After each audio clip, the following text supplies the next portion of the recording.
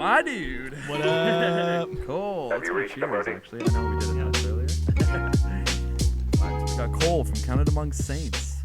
In the house. An hour at the house. My dude. Hell it's yeah. gorgeous. What a nice weekend it's been, hey? Yeah, holy shit, dude. I'm sweating already. Yeah, If I got pit stains by the end of this video, don't fucking at me, bro. We're warning you. Also, heads up, I have a bit of a cursing problem, so apologies if you get demonetized. Yeah, YouTube's going to be calling me like, yo, you can't be doing that. Yeah, sorry, guys. Oh, shit. Make sure that's tracking. Okay, we're good. It's fucking last minute things. I'm like, oh, I should have that ready. No, today, apparently not. I added this. Ooh, got nice, the salt lamp. Yeah, I don't know. Getting some sexy vibes in there. Yeah. There you go. Hell yeah. Okay, final adjustment. There we go. So, my dude, like I said, it's been a nice weekend. You got to obviously go see a great band. Band. Hashtag Dayseeker. Yeah. The whole show in general, was it good? Yeah, the show was insane, dude. Yeah. So I kind of showed up a little late. I missed in One Step Closer in this. No, I can't remember what the first band was, but showed up halfway through. See a Space Cowboys set. They're insane. If you like I Set My Friends on Fire or The Used or like any of that like 2005, 2010 emo shit, hands down slaps. Yeah. Dayseeker was the co-headliner, and their latest album Dark Sun was actually my album of the year for 2022. Oh shit, dude, I don't know what it is, that like synthwave fucking metalcore shit. Oh, just hits me, dude. Yeah. I fucking love it. So they were the reason I went to the show. Couldn't miss that. And then Silverstein headlined. We've played with them a few times and have seen them countless times, but probably one of the tightest bands I've ever seen in my life. Nice. And like Shane is such an insane vocalist, dude. So good. Not to mention his podcast is insane. I dig that shit. The Lead Singer Syndrome. Oh, okay. Cool. Yeah. I didn't know he had a podcast. Yeah, it's really good, dude. You should check it out. Yeah. He interviews like all of the big metalcore and hardcore guys and shit. That's cool. Yeah. Nice. He's actually been on like a couple dubstep songs. Really? Yeah. Yeah, I can't remember the specific song. I remember Jamie was showing me one time, but like I heard this voice kick in and I was like, that sounds like somebody from like Silverstein. And I was like, that's totally Shane. It was like featured Shane. What's his last name? Shane Told. Told. Okay, yeah. And I was like, oh my God. Huh. That's crazy. Yeah, if I find it, I'll send it to you. I guess like any like 2000s emo shit's probably like even heavily sampled and you know. Yeah, 100%. Yeah, I don't know if they maybe got him as like an actual guest on there, or if it was like it was probably a feature. Yeah. He does all kinds of features and shit. Yeah, that's cool, man. Like yeah. I seen them way back with the Red Threat. Do you remember that band? No. It was like I want to say 2012, 2013. I seen them at the Starlight Room, and like it was like a opening local opening band. They were kind of doing some big things at the time, but right. The Red Threat opened up. There was a couple other bands before, and then Silverstein went on stage, and damn, these emo boys know how to throw down. I think the first time I saw them was when we played with them at Beaverfest in 2014. Oh, dude. Yeah. That must have been cool. That was we weren't like right before them or anything like that, but there was all kinds of sick bands on there. There was like what was it? Protest the Hero was there. I want to say Cancer Bats were there, but I could be wrong. Oh shit. Comeback Kid. Really? Yeah. Comeback Kid, dude, those are the nicest dudes. I thought they were a local band because they were just like so easygoing and chill. They weren't like down to earth, not like divas or nothing like that. That's cool, which dude. is surprising because they're to like talk to them then. Yeah. Oh, okay, like, sick. I don't remember any of their names or anything. Oh, okay, yeah, fair. But yeah, they could have been a local band. They were so nice, dude. That's cool. Yeah, that's always so nice. Yeah, meet someone who's not full of themselves, right? But it helps that they're from just over in. I think they're from Winnipeg. Yeah. That used to be before Counterparts. Comeback Kid in high school was my favorite band. Yeah. So good. Yeah. And then when they were here last with Misery Signals, like every time you throw like two great bands on a bill like that, like it's gonna be a good show. Yeah. My very first concert in 2008 was Comeback Kid and Misery Signals at the Starlight Room. With no shit. With like Bane. It was like a Shai Hulud was there. Bane would be sick. Yeah. It was a fucking sick show. I'm like 13 at the time, just like my dad took me. I'm like So stoked, like my first concert. Oh my god. For those who didn't know, the guy who produced Choose Wisely, Counted Among Saints' latest album, also produced most of Bane's records. So, oh, there you go. Really? Yeah. Yeah, Oh. J Moss of Defeater. Yeah. Yeah. He worked with Bane. Yeah, he's done, I think he did most of Bane's LPs like throughout the 2000s and shit. God, I was gonna say that would have been a while ago. Yeah. Oh. Yeah, he's all over that Boston hardcore shit. Is he in Defeater? Not anymore. He oh, was. Okay, yeah, okay, interesting. Yeah. Okay, well, actually, while you're on that note, let's talk a little bit about Counted Among Saints and Choose Wisely. So Choose Wisely has been on Spotify for 2 years Since now? March 2021. Yeah, so just okay. over 2 years. I know you've had it. You guys have been sitting on it for a while, and then just to like finally get it out must feel so. Yeah, dude, weight off the shoulders for Yeah. sure. Yeah, that was a long time running. So we recorded that back in 2017 with J Moss of Defeater. We drove out to Boston, packed all 5 of us. No, it was 4 of us, but packed all 4 of us into like a Ford Econoline van and just headed for the border and Nice. sent it across all, I think, 11 northern states, starting from North Dakota. Holy shit. So it was a long drive. I think we took like 5 days to get there. Stopped in all like the cool major cities, saw some cool shit. We like got deep dish in Chicago, went to the Rock and Roll Hall of Fame in Cleveland. Dude. Hell yeah. We did some camping like right on the ocean in Salem, Massachusetts when we got to Massachusetts. Dude. That was insane. That's I'm cool. pretty sure we met a witch. Oh. So like just just a little backstory on that. So we're walking along the beach and shit, and we see this like, I don't know, like 50, 60-year-old blonde woman just like walking along the beach, and she like kneels down, starts drinking fucking salt water out of the ocean, and she's like talking about how she likes to stare at the sun for an hour until like she can't see anything anymore. Really? And then she invited us back to her like big house in the middle of the woods, and talking about how there's 50 acres of forest surrounding it on all sides, and invited us to stay the night. You obviously went over there and checked it out, right? Absolutely not. Dude, it was I like, thought that was going elsewhere. it was the fucking weirdest thing. She had like one of those old like 50s bicycles in the back with the basket on the front, a bunch of like hula hoops and like disco balls and weird shit. It was red flags left, right, and center, dude. We wanted nothing to do with that. All this sounds green flags to me. I don't know what. Yeah, maybe she just wanted to hang out with us, you know. Maybe we were just tripping. We also met this really nice old Australian couple. They were just like, I think they moved from Australia, bought a trailer, and have just been driving around the States for years. Shit. Yeah, I don't know. They were really nice. Anyway, so getting off track here, but so after we were done in Salem, we went out to. It wasn't actually Boston. It was a little town outside of Boston called Haverhill. Okay. And Jay and his family live out there, and they run the studio out of his basement, and it's a really nice setup, and it really sounds great. Nice. We stayed in a hotel in Haverhill for I think 2 weeks while we were there. Yeah, so that was interesting.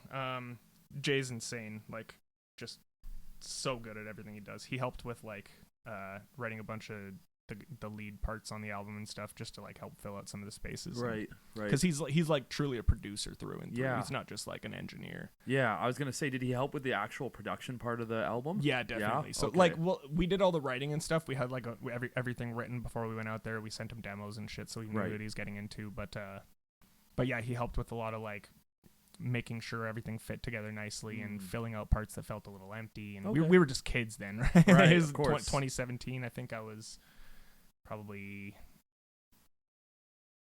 21 because Brett wasn't old enough to drink in the bars in Boston.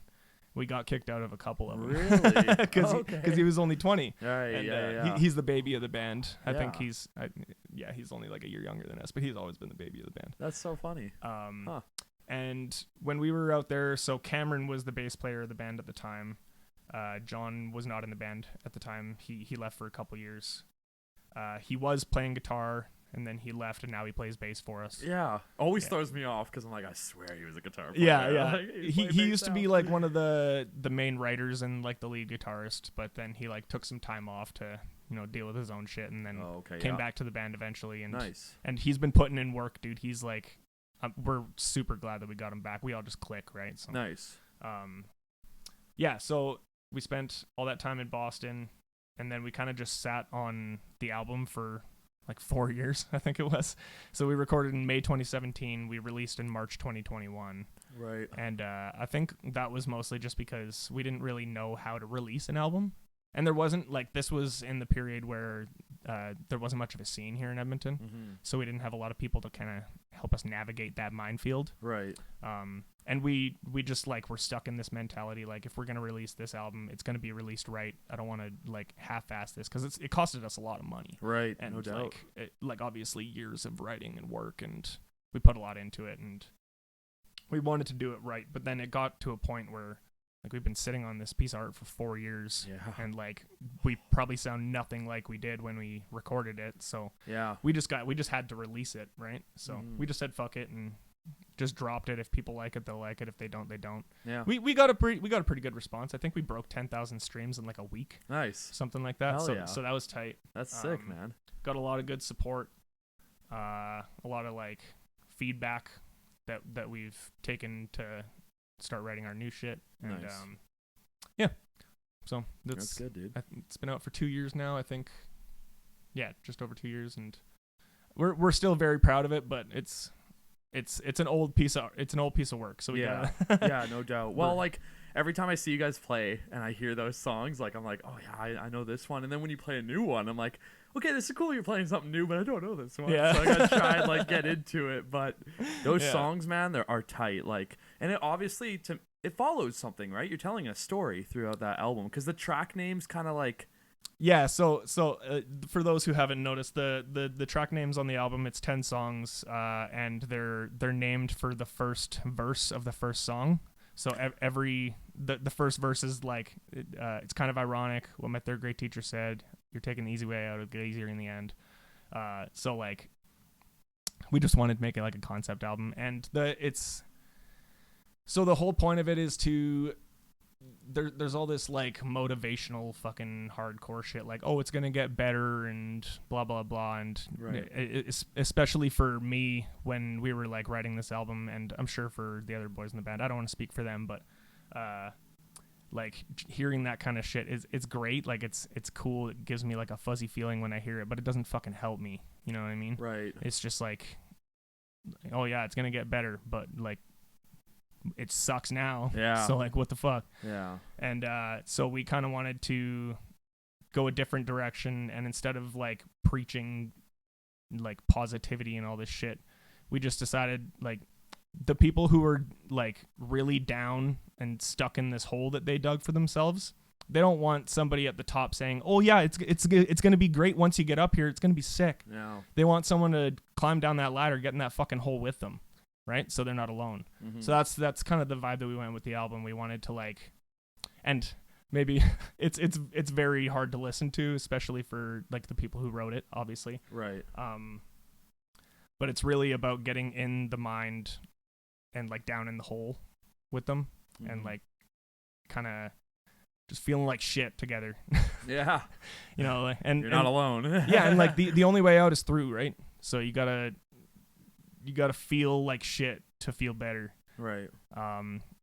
So yeah, that's why there is like there's one song near the end of the album that's kind of like it might get better, you know, but then we kind of do a 180 with the last song, and we're like, but it might not. Yeah. Totally. So totally. That second last song on the album, dude, I'm gonna be honest with you, I can't remember any of the fucking names to any of the songs, because we had like working titles that we called them all the time, and we just like last minute changed all the names of the songs. I couldn't tell you the fucking name of the song. I think it's "And My Life Won't Be Such a Joke." Okay, yeah. That's the one song on the album that I wrote.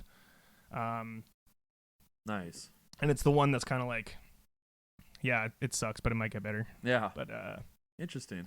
Yeah, so like we wanted to help people understand what it's like to be that, and that it's like okay to not like know that it's gonna be okay. Totally. You know what I mean? No, it's interesting because you're all like, a lot of albums are always like, oh, it's gonna be okay at the end, you know, like, and it's such a typical thing. But yours is kind of more like, it might not be okay, but that's okay that it's not gonna be okay because you're not alone, you know. And that's interesting. I like that. It's nice to hear it from you, because like when you listen to the album, you kind of get that sense of like. There's a couple songs that are kind of like, I want to say like urgency, because it's quick. You guys play a lot of fast stuff at parts for sure, and I love it. I'm like, oh yeah, this is right down my alley. But yeah, the message behind it, very important, and it's nice to hear it actually from you. You know, yeah. I don't know. There's just something about like finding solace in the sorrow. You know what I mean? Totally. And like anybody who like really knows me knows that like I love that sad boy shit. Yeah. Like, you're gonna make me cry. That's that shit I like, dude. Yeah. My favorite movie is Simon Birch. That shit's sad as fuck. You heard it here. Yeah. Sad boy shit. I love that shit. Yeah. But yeah. So like, I don't know. And one of my favorite bands, like, sorry to plug another band here, Invent Anime. Yeah. So they kind of have the same vibe, and they were like a big inspiration for me, for my writing, because they're kind of like the same vibe, like finding solace in the sorrow. I just like, I love that the alliteration just sounds totally. Our new guitar player loves that band. Oh yeah? Yeah, Nathan loves that band. Yeah, they're like one of my top 3, I'd probably say. Nice. Yeah. It's Invent, Animate, Silent Planet, and probably Dayseeker. Okay. Yeah. Really? Okay. Yeah. So that explains everything then. Yeah. Dude, Dayseeker's got a couple bangers, but I don't know that much from them. Like, I know like a song or two, and then that's it. So, yeah. Yeah, well, like their new shit is really different from anything else they've done in the past. Like they did a lot of they had a lot of like synth pop and just like slow vibey shit on their new album. Nice. Whereas like before that it was more metalcore. Right, yeah. And that's actually why they got album of the year for me.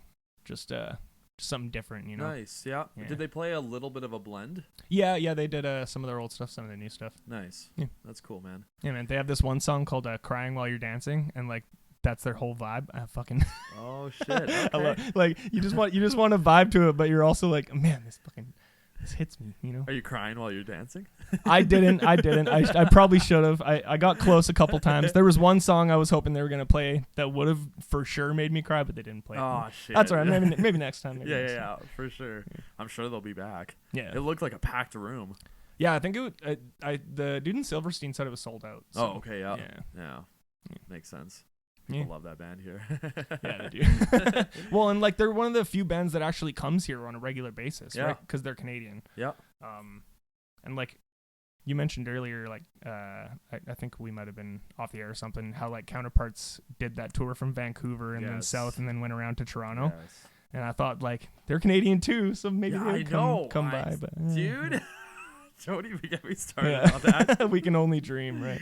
Yeah, I get it for specific reasons. Like, I'm always told the same thing. Like, well, you got to take into consider gas. Because, like, in Canada, when you're, like, going across from even Vancouver to Edmonton, 14 hours with stops, right? And getting fuel and, you know, whatever else in between. But, yeah. And then, you know, when you're going from, like, Portland to, like, even somewhere like Seattle, like, there's not much of it. There's like maybe 4 or 3 hours, like 3 to 4 hours in between for drive time. Like when it's going to state, it's not that bad, but in Canada, it's such long like stretches and like. Yeah. And I think we have like I remember like 10 years ago or something, a new like immigration law or like a visa issue or something where it like really prevented bands from coming to Canada. I see, yeah. And that's why we never got the last few years of Warped Tour in Edmonton because it was just too expensive. Yeah. Right.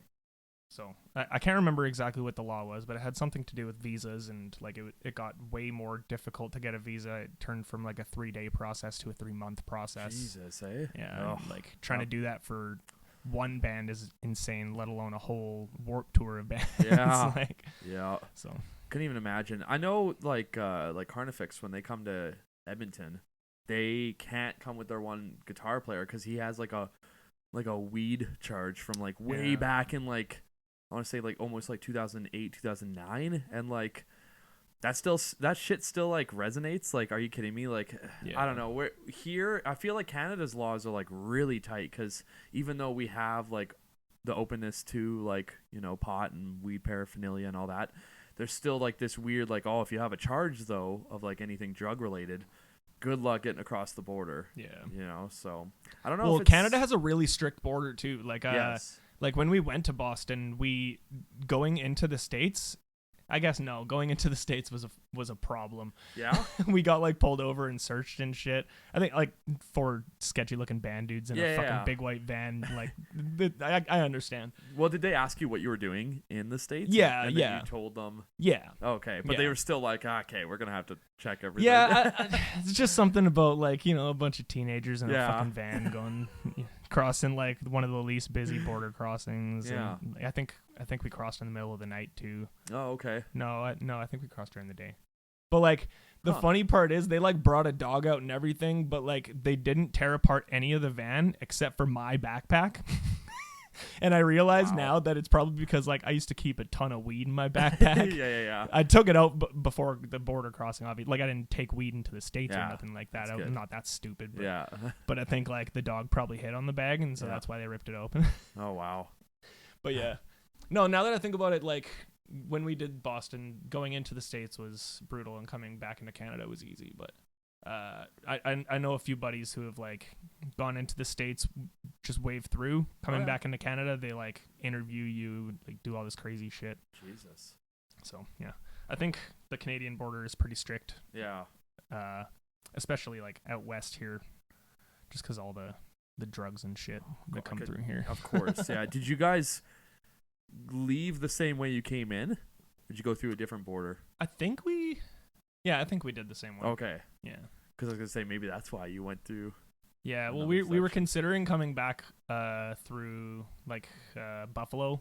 Yeah. Like Niagara Falls and shit. We did go to Niagara Falls on the way back. Just nice. like we did the Maid of the Mist and shit like that. Okay. Yeah. Sick. But then we decided like driving around the Great Lakes was gonna be a pain in the ass, and so we just went south again. Right. I think we stopped in Chicago for another pizza. Okay.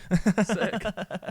Yeah. But like the way there, we took like 5 days to drive out to see all the cool shit. The way back, we just drove straight. Oh, It's a long drive, dude. Like we drove all day, all night, only stopping for like bathroom breaks and shit, and it was 50 hours. Oh my god. Yeah. That's and wild. I drove probably 24 of that. So okay. That was like, dude, driving for 12 hours straight.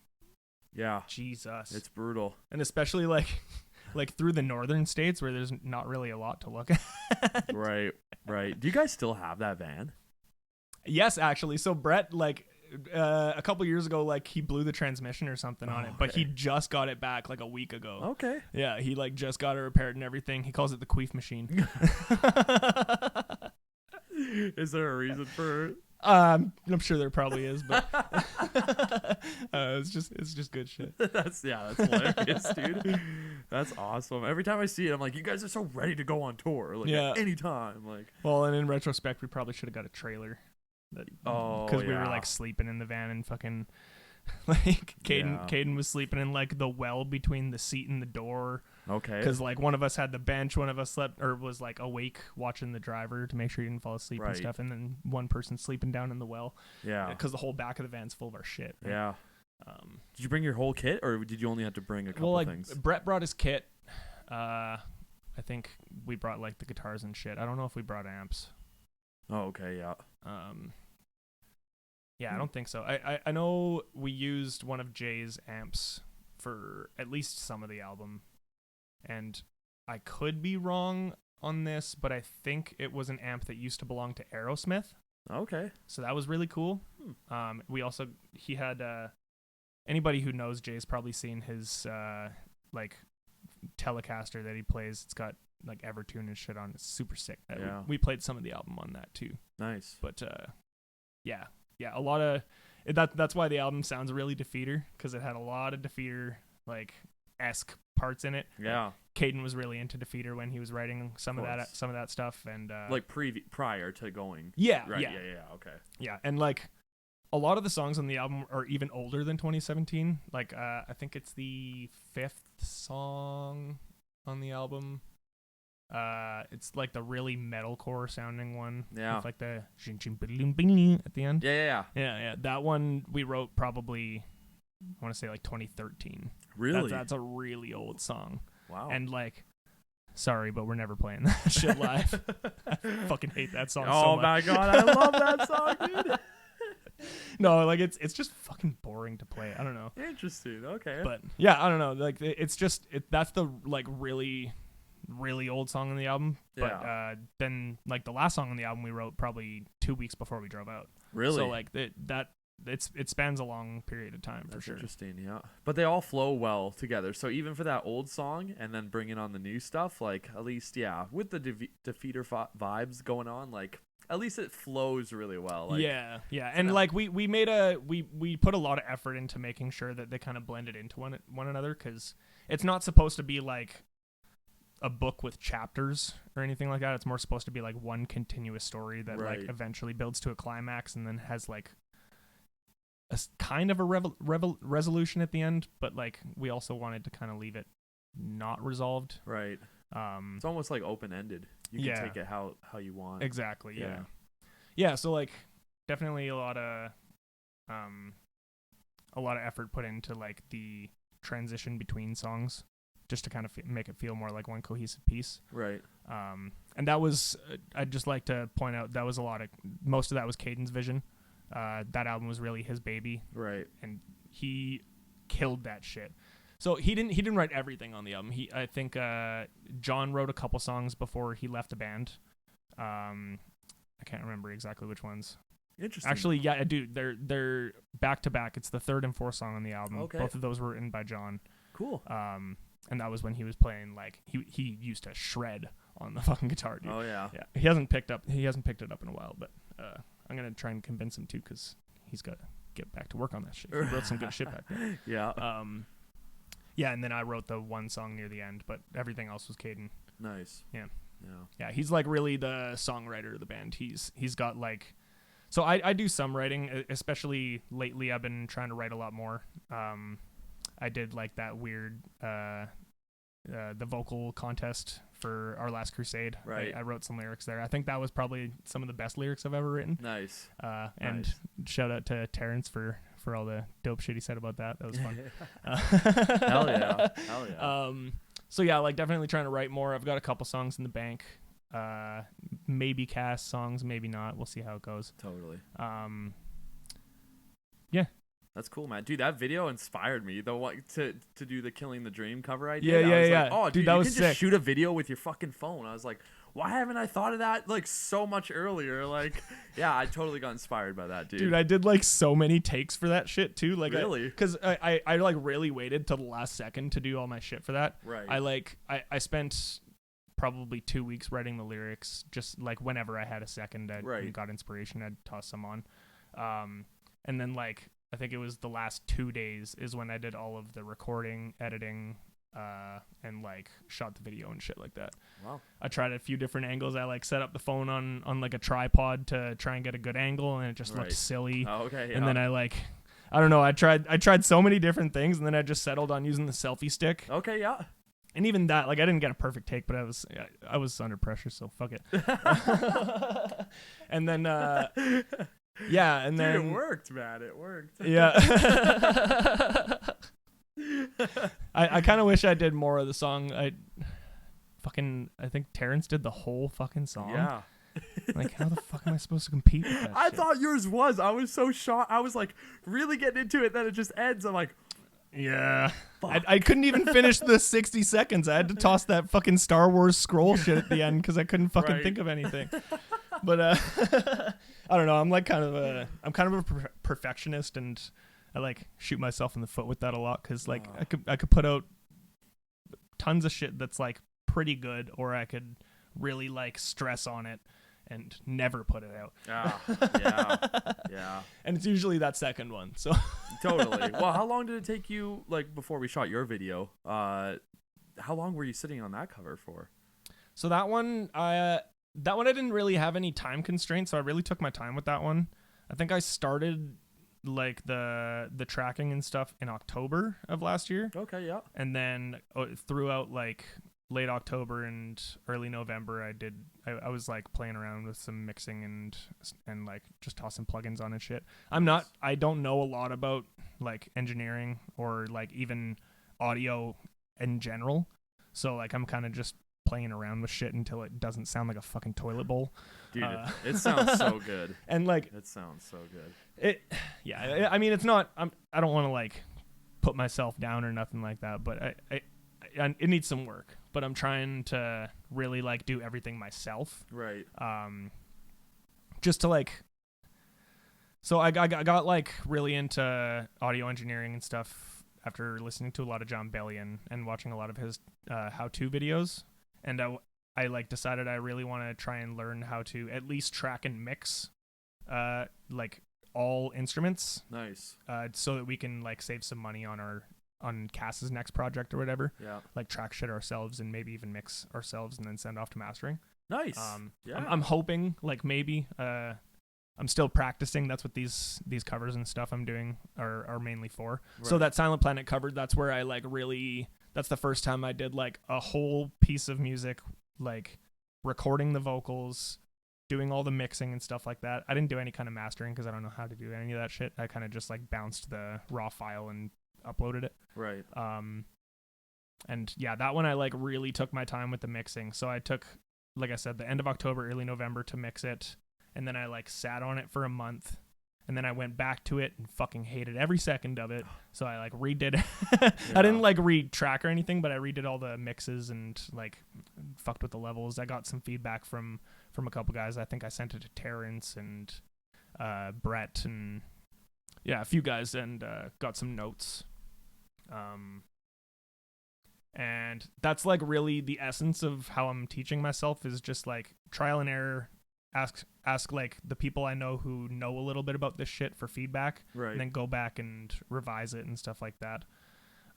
So I don't know if you heard about this one. I recently did Invent Animate had a contest for Without a Whisper, one of the songs off their new record.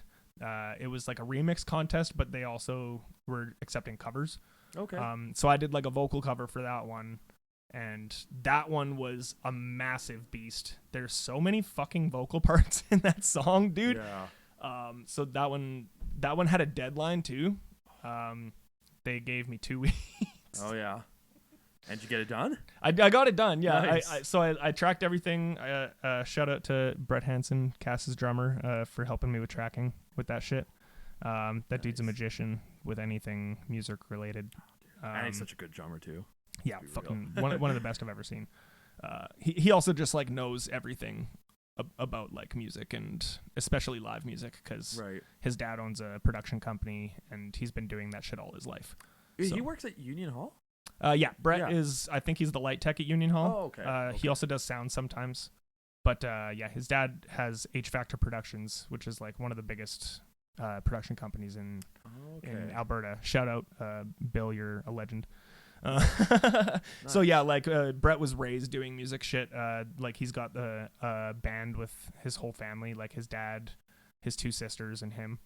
And he's been playing drums since he was like 2 years old or something like that. So he's like, this explains a lot then. Yeah. And he's like he's probably the only reason Cass like got as far as it did, because he was like he had all the gear, he had all the knowledge. Right. So he like really would help, eh? like we probably would have just been a shitty garage band for 2 years and fucking broke up if it wasn't for that guy. Wow. Respect to Brett. Yeah. Shout out. Sorry to suck your dick so hard on the podcast. So where was I going? Oh yeah, the Without a Whisper cover. So like 2 weeks, I did the tracking with Brett, and then I agonized over the mixes for the entire 2 weeks. Like I literally submitted it the night before the deadline. Right.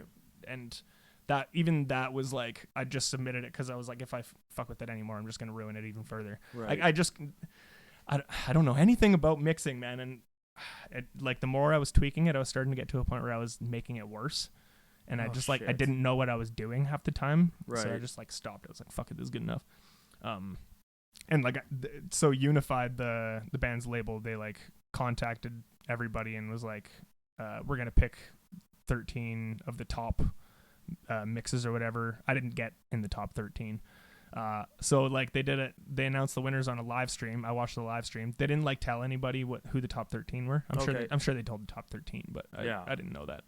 So I'm like intently watching the whole fucking stream, waiting for my mix to come on if it would. I didn't have high hopes. I didn't even do this to win the contest. It was kind of just to practice. For fun, yeah.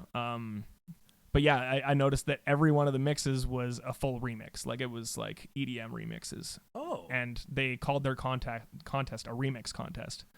So they were accepting covers, but I think they were looking for remixes. Oh, okay, gotcha. Yeah, so I think that's probably at least one of the reasons I didn't get picked for it. But if you do want to check out that vocal cover, it's on my SoundCloud. You'll have to message me for the link because I have 0 followers on SoundCloud. I just made it a couple days ago. Oh, okay. Did you throw a video with it though? No. So like that was one of the stipulations of the contest is that you had to sign like terms and conditions, so you can only submit on SoundCloud or Instagram, right? And you can't use it for anything but the contest. Okay. So like they're letting everyone keep their mixes up on SoundCloud, but yeah, you were not allowed to like post it on YouTube or anything. Okay. I was planning on doing I was gonna contact you to do another video like we did for the Silent Planet one. Yeah. But then I got an email and it was like, just a reminder, you can't fucking do that shit. Oh, okay, yeah. So that one, if you want to hear it, you'll have to go to SoundCloud. The band made a playlist of all of the mixes, and mine's in there. So nice. You can check out the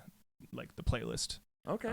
Too. There's a ton of great mixes. Maybe I'll put that in the YouTube link of all of them, so then they can find yours in there and the other ones too. Yeah, that'd be sick. And I just want another shout out. I think his name is Johnny Cardulo or something like that. He's a vocalist. I think he's out of Kelowna. Angel Maker. He's an Angel Maker Carcosa. Yeah.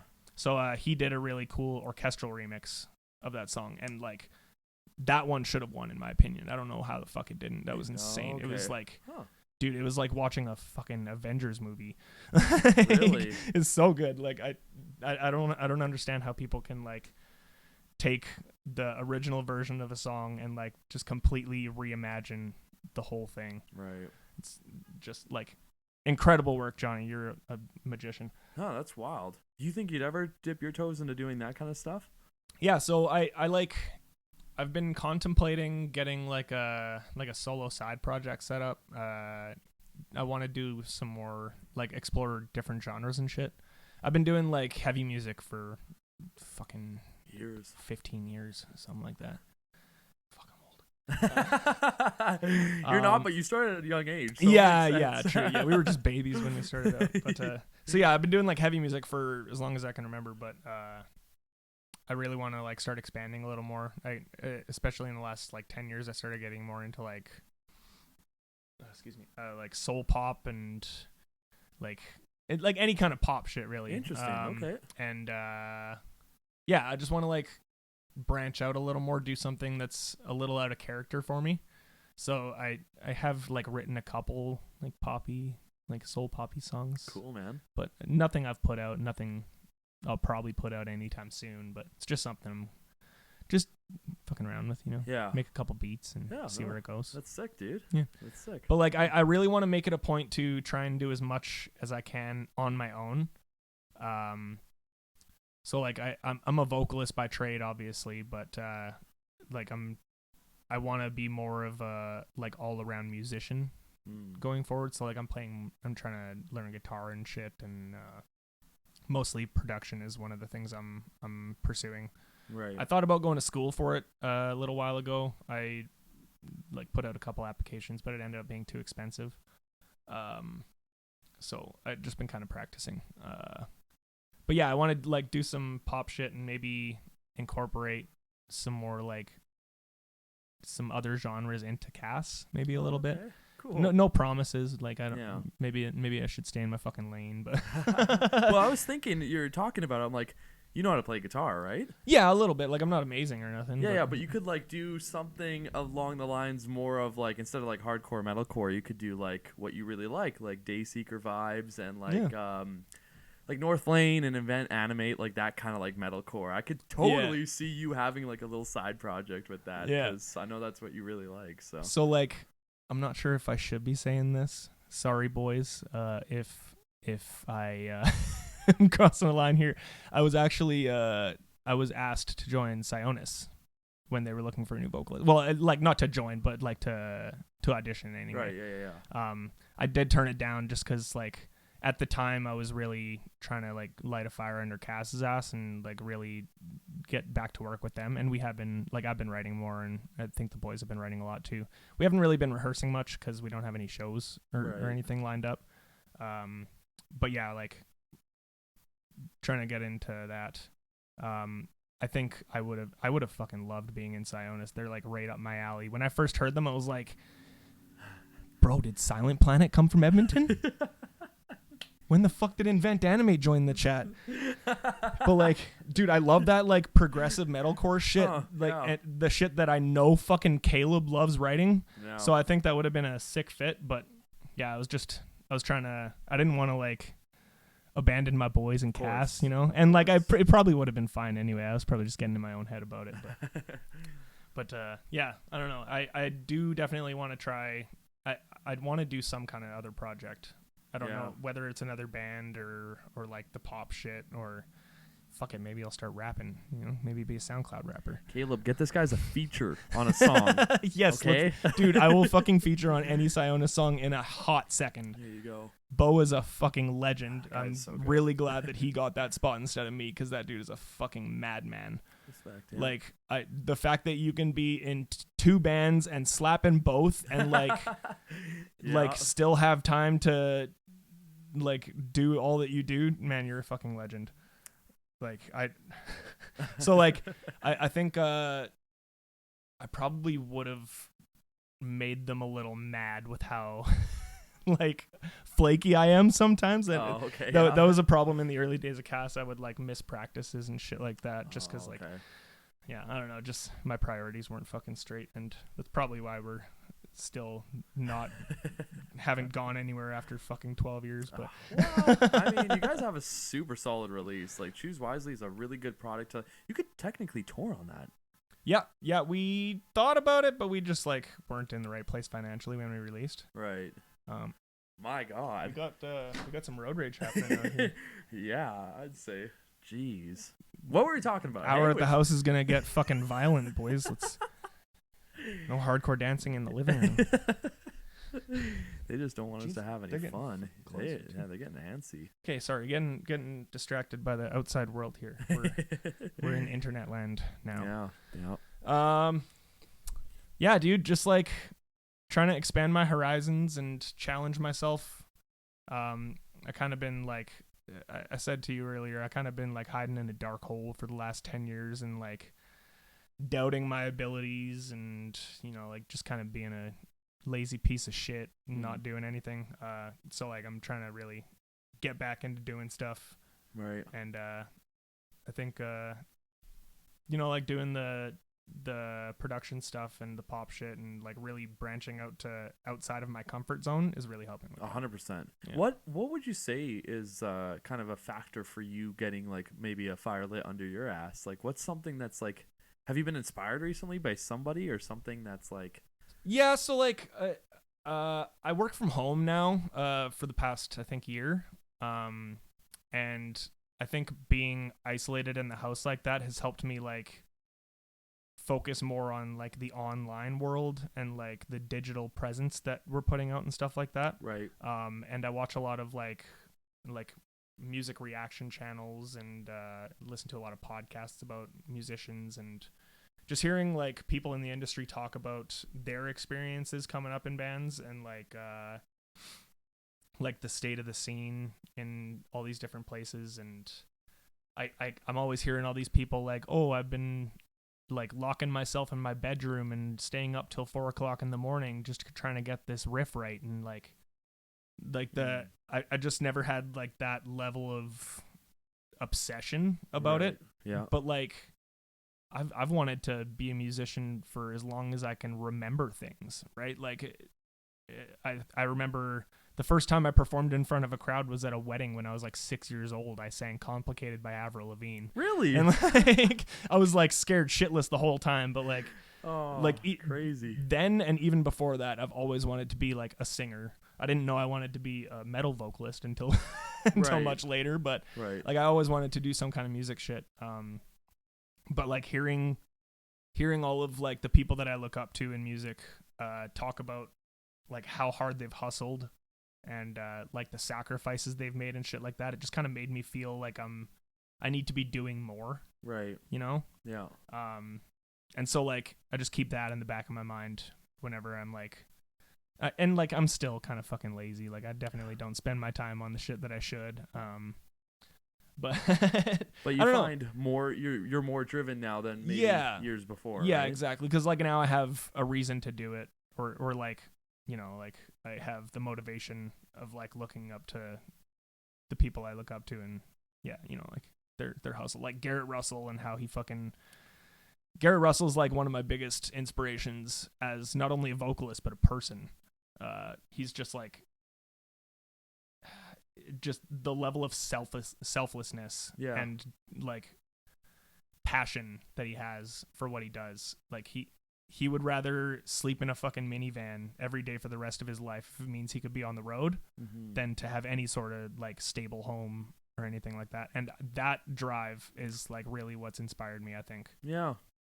Interesting. Not to mention he's just the nicest fucking dude in the world. It seems like it. Seems like it. Yeah. Have you met him before? Yeah, not like formally, but okay. I ran into him at a show once. Okay, nice. I think you got the low battery on the phone there. I don't know if it'll still record. But. It will still keep going. Okay, yeah, we're good. Yeah, Apple's okay that way. Yeah. Thank you though. Yeah, sometimes that'll happen, and I'm like, oh yeah. Dude, I was so fucking pissed. Okay, so like at the Dayseeker show, I promised my girlfriend that I would record when they played Neon Grave. Yeah, because that's like. That's like the one song that she always hears me listening to, and she fucking loves that shit. So yeah, I like got out my phone right at the end of the show, and like I held it up they played it for their last song. Yeah, I held the camera for the whole last song, making sure I got every fucking second of that performance. And then I went to check it afterwards. It was a 2-second video of the dude's feet in front of me. Oh my! I missed the whole fucking thing. What? Yeah. That sucks, me, dude. And like I could have been throwing down that whole time, Fucking whack. God damn. It'll happen. It's okay. You know what? You had a good time. That's all that matters. It's funny. Every time on this podcast, I swear, COVID is brought up at least once, and I want to bring it into a good sense of light because it's usually a negative. But I feel like. Okay, so with the COVID thing, you mentioned about like previously with releasing the album, like the scene wasn't really there at the time. I remember when we went on that Alberta tour together, that Edmonton show sucked. Like I really had to be like, okay, just live in the moment, enjoy shit, because I was really young at that time. Like, and it was like my like 4th or 5th show with Conviction. Like I was like still early. Yeah, it was still early, and I mean that was at Rendezvous, wasn't it? No, it was at the Forge. Was it at the Forge? It was at the Forge. I think. I'm pretty sure it was at the Forge because it was like Forge, and then the Alice Hotel, and then the Zoo in Hinton. Yeah. I think you're right. So right before the Forge went through. R.I.P. the Forge. I know. A great venue. And the pawn shop before it. Is that what it was before? Yeah. Okay. Yeah. See, I've never been to the pawn shop, so. Yeah, I think we played there one time, but Sick. Went to a ton of shows there. We played with someone big there once. I think it was Obey the Brave. I don't know. Okay, so no, that was at the studio. That's still cool though. But dude, the fucking I don't know if you remember the Forge, the load in. Yeah. In the back, that fucking staircase. Dude, of course, dude. One I do not miss is the load in at the Forge. Like every other venue's been pretty good for the most part. Like Buckingham can kind of suck too, but. The Forge was by far the worst. Yeah, well, just the load in, dude. Like bringing a fucking 8x10 base fridge up that fucking staircase.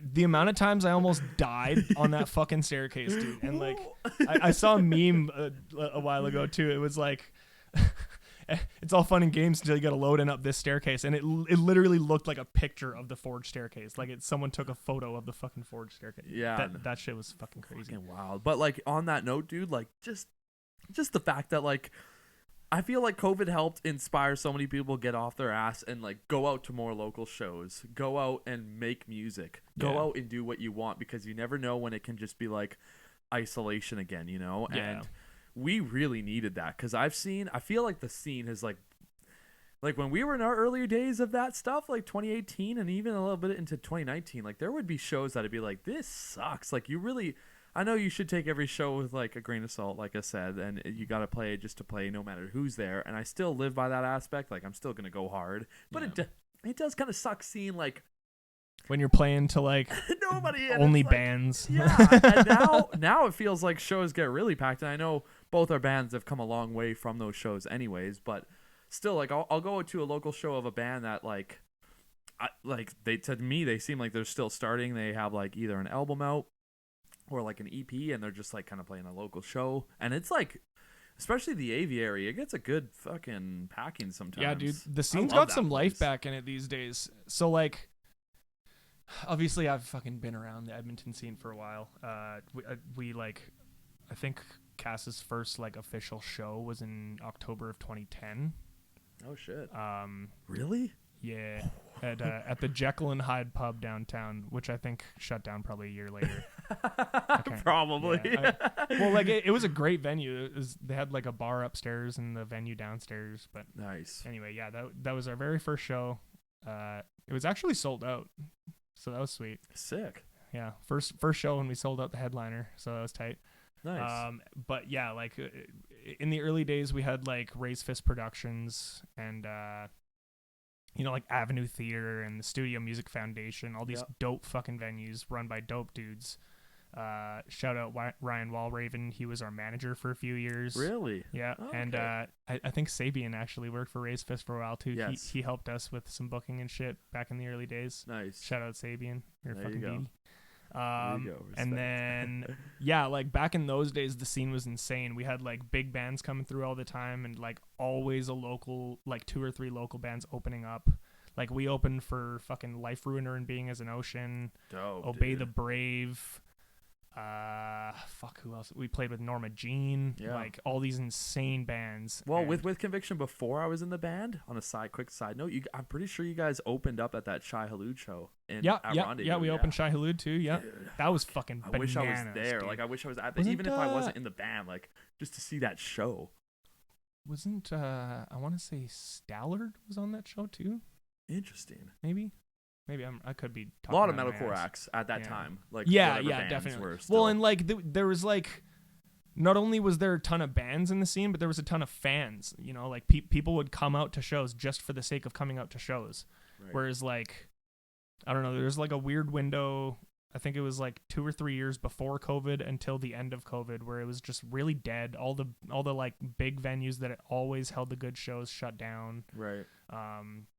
Fucking Industry House was, like, one of the dopest venues I've ever played. It sounded incredible for how small the room was. Yeah. And, like, Ryan and Phil put so much work into setting that place up. It looked fucking mint condition. Yeah. And if I understand right, I think the city made it really difficult for them. Oh, yeah. And well, in an industrial area. Yeah. Well, and, like, they like, made them follow all these guidelines and, like, building codes and shit that no one else had to follow. Yeah. Like, I remember Ryan telling me they were the only venue in Edmonton that was required to have a wheelchair accessible bathroom.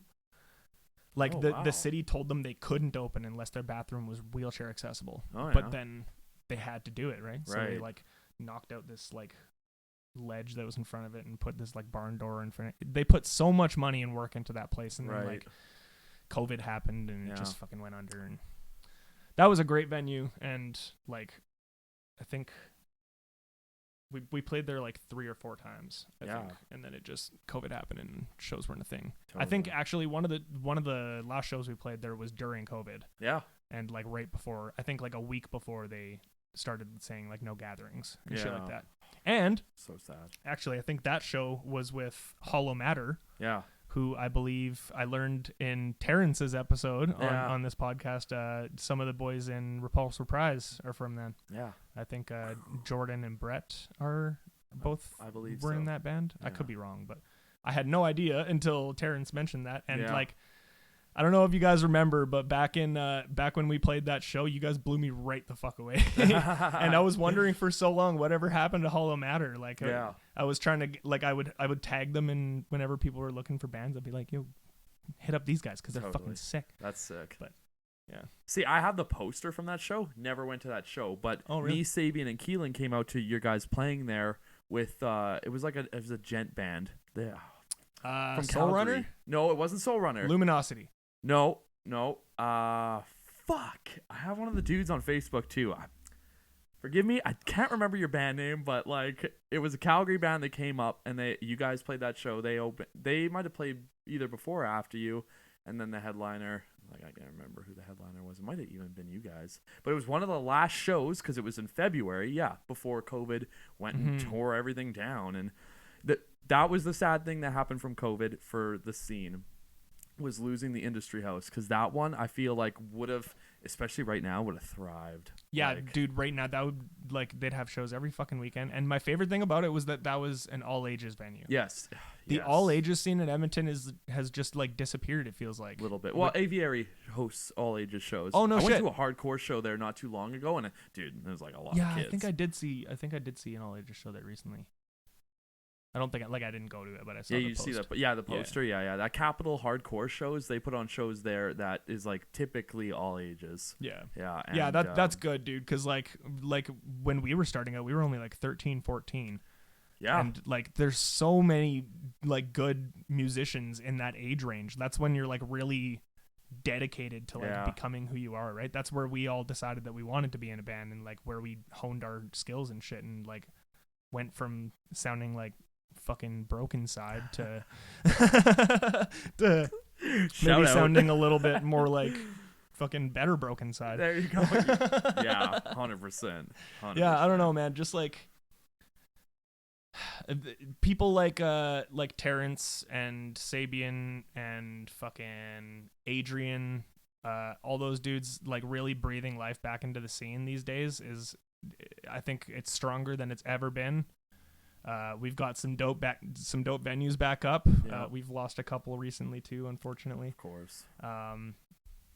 Yeah, you know, we got to keep it going, because Edmonton used to really be on the map for this shit, and it died down for a while there. We got to bring it back. Yeah, we do. Yeah. On that lovely note, dude, 2023. 2023. Do you have any goals for this year? Yeah, so like I was really trying to get us on like some festivals and shit. I sent in some. I think we applied for Alt Waves and Loud as Hell and Armstrong out in BC and shit like that. Didn't get on any of them. Yeah. I think we're just like kind of bad at marketing. So like I'm trying to also improve that a little bit. Jeff, if you're watching, I know these guys fucking rule. Like, get them on Loud as Hell one year, you will not be disappointed. we may not have like the biggest following anymore, but you know, we we're busy is a big thing. Like, but people are drawn to you, man. I'm not even just trying to say that like to blow smoke up your ass. Like, when I go to your shows, like people aren't like get into it. Like, they'll see obviously people rocking out, and they're like, okay, yeah, so this band's got its crowd, but like, I don't know what it is, man. Like, you guys have always had this sense of like, with the energy, it helps, but like just a way to like, your little talks in between your songs too. You used to do a lot more of it when, you know, back in the day, but you still do it now. But like, dude, that shit, like, like we're talking about lighting fires up people's asses. I was like, I feel so fucking inspired right now. Let's go. Yeah, I kind of ripped off that vibe a little bit from like Obey the Brave and Being as an Ocean. It works shit, though, dude. It works. You made it into your own kind of thing, and like, respect, dude, because like I fucking love seeing you guys perform. Every time I see a Counted Among Saints show, I'm trying my best to be there. You know, there's so many great bands in the scene right now, but yeah, you guys definitely bring the energy, and it's it draws people in. So thanks, man. Yeah, I think like a big thing that we always keep in mind is like play every show like it's your fucking last one, because like you never know, right? And like even if you're fucking, this goes out to all of you bands just starting out and like getting discouraged and shit like that. Like, we've been around for fucking 12 years because we like know to put our all into it, you know? Like, this isn't just a fucking hobby for us. Like, this is what we want to do with our lives, and you got to play every single fucking show like it's your last show. Give it everything you have, because like even if you're playing to the bartender and the opening band, like the bartender could know somebody, or like one of the other band members like could be having a fucking rough time, and like your set might help change something for them, right? Totally. And like, even if one drunk dude at 3:00 in the morning fucking goes and jams our album afterwards, like, that's an extra stream. It's a win. Yeah. And just gotta play more shows. Yeah. Just get to work, you know? Totally. Also, we don't have anything lined up, so if you guys are looking for a band to put on a show, give me a message. We have had to turn down a few lately just because, Brett's really busy all the time. Like sometimes it just doesn't line up all the time. Like Brett works out of town a lot. So that's like kind of a way to go, Cole. It's all good. It's all good. So that's been a little bit of a speed bump. But yeah, hit us up and if we can play it, we'll play it. Hell yeah. The only time we ever turn down a show is if we actually cannot play it. We will play anything. Anything you have. We'll play we played a coffee shop in Kelowna to like 3 70-year-old women. And we got paid in sandwiches. Oh, nice. So, anything, dude. We just want to play. We just want to play. Yeah, that's fair, dude. That's fair. Yeah, so like 2023, like we'd like to. We're writing right now. We've been writing for a while. I'd like to get us working on our next like release. Yeah. Kind of just, like shopping around for studios and engineers and stuff like that. Right. And I know there's a lot of dope talent here in Edmonton. We did our debut EP, our self-titled EP at Resonate Studios. Shout out to Dunna Beats. That nice. dude is a hell of an engineer. If you want to listen to that fucking hot pile of garbage EP, it is on YouTube. Counted Among Saints. So good. EP. Dude, I fucking love it, dude. I'll still go back and like jam a Like Us. Yeah. God. We got a shitty little GoPro music video for one of our tracks too. We did a little house show back in the day. That was fun as fuck. Terrence actually played at that house show with Riot in Paradise. Nice, dude. And nice. And then the Shaw boys, the Shaw twins, they were in Elements at the time. They also played that show. That was a sick fucking show. Nice, dude. Yeah. Like, dude, again, for somebody like when I was still getting like into the scene around like 2015, 2016, those videos inspired me, bro. Like, oh, no way. I remember watching that one and being like, this is so cool, like. And then if we really want to date it back to like, I don't know if you ever got into this band, but they kind of like, they were recognized for a little bit there. Submerge the Sky. Yes, yeah, like the emo dude. boys. Okay, so fucking believe it or not, that band actually, I think. Oh no, I'm thinking of someone else. Shit. Sorry guys, I'm thinking of Lucid Skies. Okay, yeah. I don't know if you know Jay Reds. Yeah, he's like a local rapper. I think he actually lives in BC now. But he used to be in Lucid Skies, and no way. He was called Jay Reds because he had dreads, and he like wore them in like the peacock fan shit. And I went to my very first show at Avenue Theater when I was like 13 years old or something like that. I watched fucking Lucid Skies play, and I saw Jay Reds with his fucking crazy hair, and like I was throwing down. I got my first mosh pit at that show. Nice. That fucking that was good shit. That's what got me into wanting to be in a band, I think. Fuck yeah. But anyway, Submerge the Sky. Yeah. They slapped. I think they did a song with Franz from Attila back in the day. Okay, yeah. And that shit was like, you can do that? You can call any vocalist and just like put them on your song? Yeah. I don't know how much you guys paid for that shit, but holy fuck. Yeah. That was nuts. Worth it. Yeah, worth it. So hell yeah, I'm going to try and maybe get a feature on the next casting. We'll see. Totally. We'll see if it needs it. I don't want to do it. Like, I don't want to force it, obviously. Yeah. If it fits, it fits. If not, yeah, you guys can do it yourself, man. Yeah. You're a killer vocalist. And to be honest, if I'm gonna do a feature, I think I want to do it with like someone I know. Okay, like maybe Sabian. That'd be cool. Because I did the feature on your guys' shit, and maybe Terrence. Yeah. Because me and him keep it a little local. Yeah, keep it local. Or maybe even if not local, there is one vocalist out in Ontario that I would love to collaborate with. Okay. His name is actually Cole, with a K. Okay. So like spelled exactly the same as me. We like met on, I think, like the Silent Planet fan group on Facebook or something. Shit. He like saw my name in the comments. He was like, "Oh shit, another Cole." And then like we looked into each other's accounts and we're like, "Oh shit, we're both vocalists of hardcore bands, and we kind of sound similar." And then we like started talking to each other, and we're like kind of the same dude. We're okay, cool. Yeah, so we started vibing, and like shout out Single Wound, his band from out in I think they're from Hamilton. Okay. They slap. Go give them a spin, cause holy shit. Nice. So yeah, I'd definitely love to do some work with him. Just I think it'd be cool to have two Koles on a track. Nice. You know? Yeah, 100%, dude. Yeah. Fucking A. Well, dude, on that lovely note, we're getting pretty close on time there, I think. Oh, seriously? Yeah, it's over an hour. Yeah. Oh, I'm trying to push that a little bit, but like I'm trying to have it where it's like, an hour at the house. Yeah.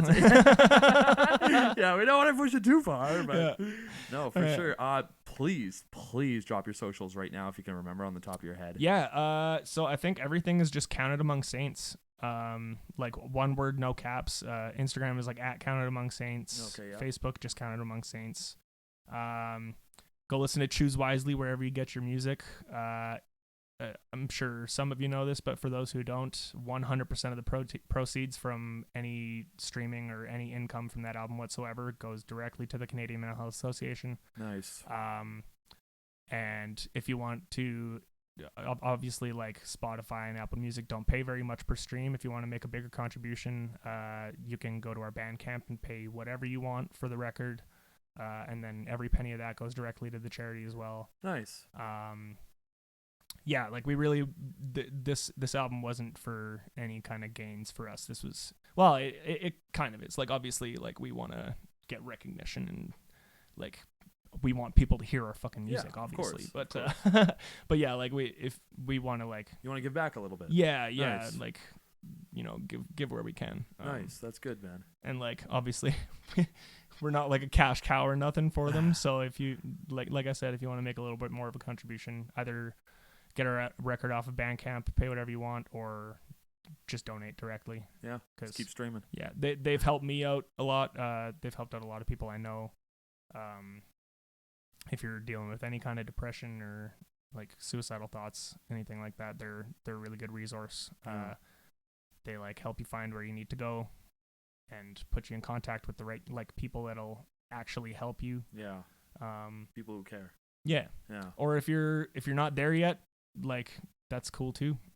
If you don't want to like talk to some random fucking person on a phone, call me, 'cause I'm there too, you know, and I'll get down in that fucking hole with you. Yeah, respect. I'm not here to preach no bullshit. Like I get it. Shit sucks. It's allowed to suck. Yeah. So just let's suck together, you know. You heard it here. Well, thank you so much, Kole. Yeah, man. Really do appreciate it. Absolutely. Fuck yeah. Great to be here. An hour at the house. Kole, Counted Among Saints. Oh, yeah. Love you.